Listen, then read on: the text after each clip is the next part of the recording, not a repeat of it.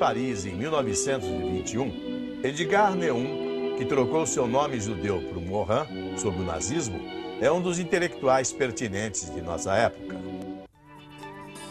Em plena era da especialização e, portanto, da fragmentação do saber, Morin prega a pluridisciplinaridade, questiona o sentido do conhecimento e tenta definir um novo sistema educacional. Pensador singular e plural ao mesmo tempo, já na infância ele se apaixona pela leitura, o cinema e os esportes. Mais tarde, descobre a filosofia, a biologia, as ciências humanas, adquirindo um saber enciclopédico que o leva a definir, em 1962, seu objetivo. Agora, não é somente importante que as ideias atuem sobre mim, é preciso que eu atue nelas. Homem de esquerda, ele passa a atuar também no campo ideológico. Apesar de ter colaborado com os maiores intelectuais e cientistas e publicado inúmeros ensaios, a transdisciplinaridade de Morin foi considerada herética. Com a aversão crescente ao meio acadêmico parisiense, passou cada vez mais a exercer atividades fora do país. Admirado e reconhecido no mundo inteiro, Edgar Morin criou com o Brasil uma relação privilegiada.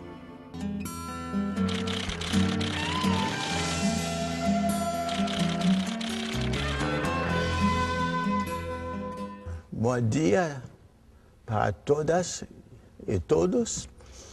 Je regrette beaucoup de ne pas être présent physiquement parmi vous, mais j'espère que ce sera possible très prochainement.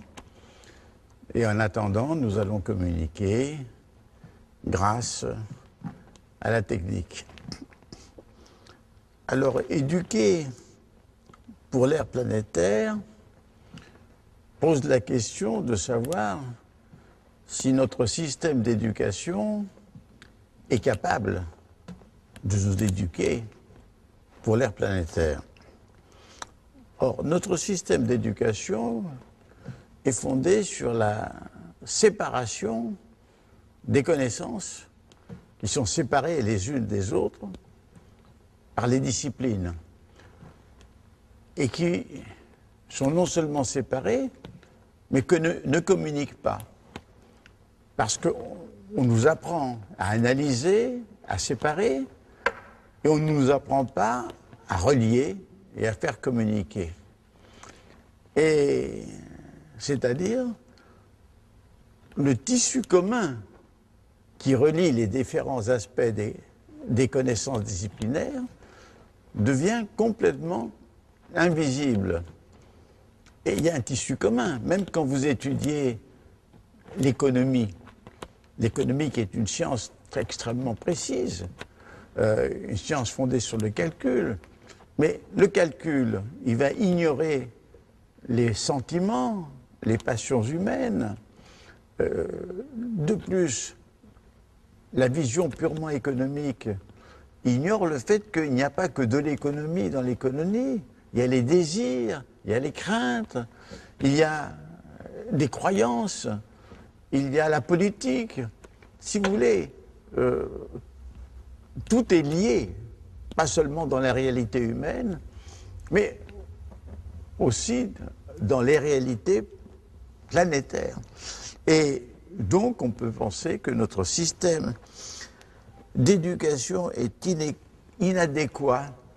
Et si vous pensez que le mot complexité vient du terme latin complexus, ce qui est tissé ensemble, alors vous vous rendez compte que notre système d'éducation rend incapable de concevoir la complexité, c'est-à-dire les relations innombrables entre les différents aspects des connaissances.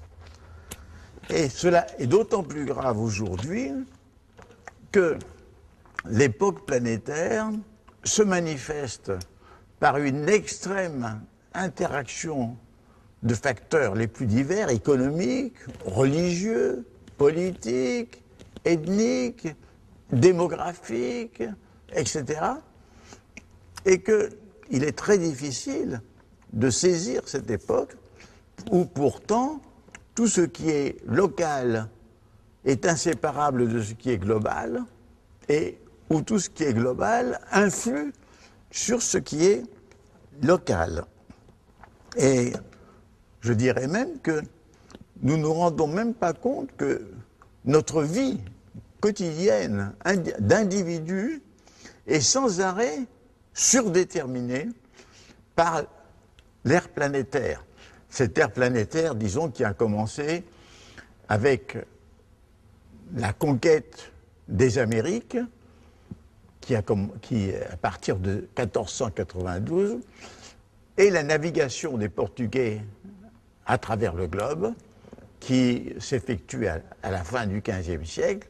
L'ère planétaire, en somme, commence au début du XVIe siècle.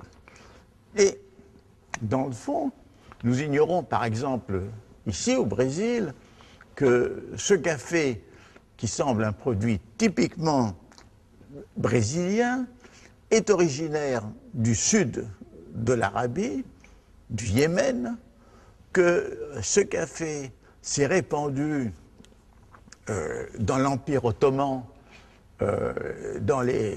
au cours des XIIIe, XIVe, XVe siècles, et que quand les Turcs sont arrivés aux portes de Vienne au XVIe siècle, ils ont apporté le café à l'Occident, et que ce café venu à l'Occident a été transplanté ensuite en Colombie, au Brésil, au Venezuela, c'est-à-dire en Amérique latine. Bon. Et puis, les choses qui vous sont les plus familières, le cheval. Le cheval, c'est une importation qui vient d'Europe, de même que le bœuf, de même que le blé. Mais, par contre, nous les Européens, pour nous, la tomate semble un produit typiquement méditerranéen. La tomate vient des Amériques, comme le maïs. Et en quelque sorte, ce tissu planétaire s'est commencé à se constituer dès le XVIe siècle. Alors aujourd'hui, ce tissu planétaire est de plus en plus fort, de plus en plus intense. Il nous faut le connaître pour savoir qui nous sommes nous-mêmes. Et puis il faut savoir aussi où va le monde, où va l'humanité.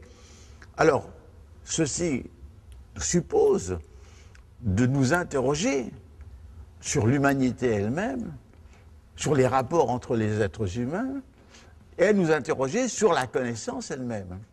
Pourquoi sur